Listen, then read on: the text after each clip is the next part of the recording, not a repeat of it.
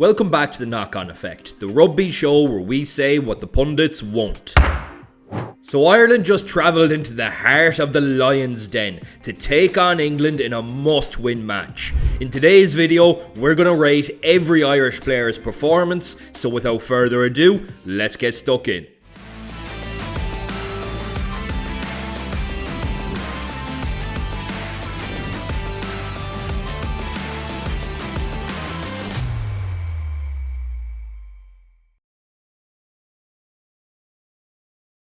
First up at Loosehead is Jeremy Loughman, up against another powerful scrum this week and largely held his own. Much better hands in the loose and did his utmost defensively. 5.5 out of 10. At hooker, Dan Sheehan. Now it wasn't all his fault, but his overthrown line-out before half-time led to an English try. Whoever called a 5-man trick play there instead of just securing the ball should be shot. He took his try very well in the beginning of the second half. Hopefully that'll lead to getting his form back. 6 out of 10. Rounding out the front row is Tadhg Furlong. Didn't go his way at scrum time whatsoever. 2 penalties against him in the first half, not what you would want to see from an experienced tight head. That being said, 10 tackles from the big man. Great to see him back in full fitness. 5 out of 10. Sorry to interrupt, but if you could take this opportunity to hit subscribe, I'd really appreciate it. We have one of the best rugby communities anywhere online. It'd be an honour if you join.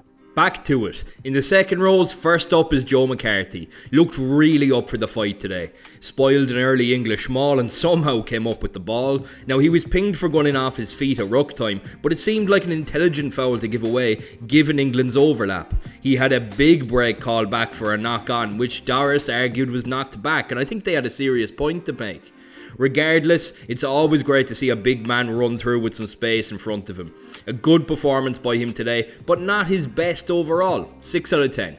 Partnering him, James Ryan. Definitely a bit more muted than McCarthy, but threw himself into all the early tackles. Pinged a few times for jumping across at line-out time. Now for me, I think he needs to find the balance between getting so fired up that he does something mad and being a bit too underwhelming. 5 out of 10. Moving on to the back row, at blindside, Tadhg Beirne. An early line-out steal and a massive poach in his own try line to deny England a try in the first half. A huge choke tackle then on George Ford. He just never stops fighting. Another great performance by the big man. 8 out of 10. Over at open side, Josh van der Flier. Looked like he had a point to prove with some big carries early on, plenty of work rate in defence, and cut a massive hole in the English defence for some big yards. 7 out of 10. Finishing off the forwards is captain Caelan Doris. Got through a lot of work defensively, found a soft shoulder on Ellis Genge for a huge break, and had a massive poach to boot. A much better, more well-rounded performance from our captain today. 7 out of 10. Jumping over to the backs, first up is Jamison Gibson-Park. A fantastic display. Such an intelligent quick tap and go for his try, some excellent box kicks, and a huge chop tackle on Ollie Lawrence. He had another snipe which led to Pollock's yellow, and then he put through that wonderful chip, chases the ball and comes up with the poach. A well-deserved man of the match performance. 9 out of 10. At out half, Jack Crowley. As we've come to expect with Jack, a bit of a mixed performance at times, but certainly much more positives than negatives for me. His pass selection was fantastic. His up and unders were excellently timed, and he went 5 out of 7 from the tee. He had a few misjudged cross fields and was lucky not to throw away that intercepted try, but overall, he orchestrated a much better attacking system today. 7 out of 10. In the centres, first up, big Stu McCloskey. What a performance. Had a huge carry leading to Rob Baloucoune's first try. Plenty of hard meters made, plenty of offloads. He just does an amazing job of sucking in defenders just to offload into space. As for his defensive work, for the second week running, he overturned the ball in our own 22, and then he had that gut-busting run and try-saving tackle on Marcus Smith's intercept. An elite performance from the big man. 9 out of 10. Partnering him, Gary Ringrose. Put in a good defensive performance. He's so good at timing shooting up out of the line to make important tackles. This was his best performance this campaign, but I still think he's a step off the pace in terms of attack. 6 out of 10. On the wings, first up, James Lowe. Such a shame. Look, I'm not going to rate him. He was on the pitch for 18 minutes before his injury, which looked quite serious. Wishing him a speedy recovery. On the other wing, Robert Baloucoune. Another fantastic performance from the Ulsterman. What didn't he show you today? He had intercepts, great wins for contestables, a try in the corner, a breakaway with a dummy and a try assist to top it off. He had 2 try-saving tackles. He has put 2 hands firmly around that starting jersey, and I can't envisage him giving it up lightly. 9 out of 10. Completing the starting 15, Jamie Osbourne.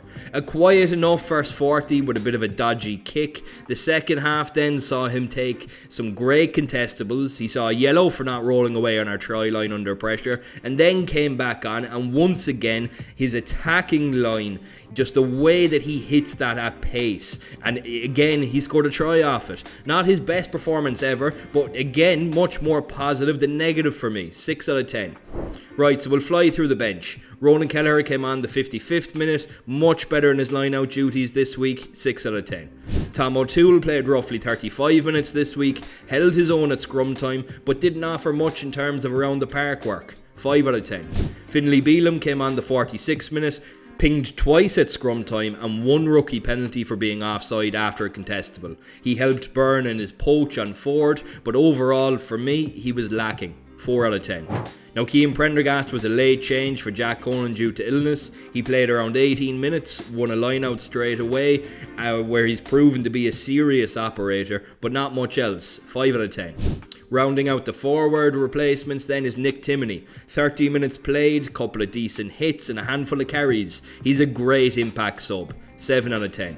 Moving on to our backline subs, Craig Casey came on the 71st minute. He had a decent box kick exit, but impossible to follow Jamison Gibson-Park's performance here. 5 out of 10. Ciaran Frawley played 25 minutes, covering at 15 while Osbourne was in the bin. Great to see him back in green. Absolutely held his own in the midfield. 5 out of 10. Finally, Tommy O'Brien came on the 18th minute for James Lowe. Brilliant in the air under the contestables all game long. He took his try brilliantly with a great supporting run and looks to have stepped up a gear since his dropping. 7 out of 10. As for the game itself, what a fucking performance. What a result. 42-21 away in Twickenham. That's mad. England capitulated. As for us, way more measured in when we chose to go to the boot. Way more phase play. And what was great to see was that we took the attack to them. Don't be fooled into thinking that this is what we were always trying to achieve. This seemed like a clear pivot to me. Scotland gave us the blueprint last week and belief that England's kick-heavy approach could be spoiled. And today, Ireland proved that Borthwick ball is bollocks. We'll be back Monday night to cover all the round 3 action. As always, cheers for watching. Catch you at the next one.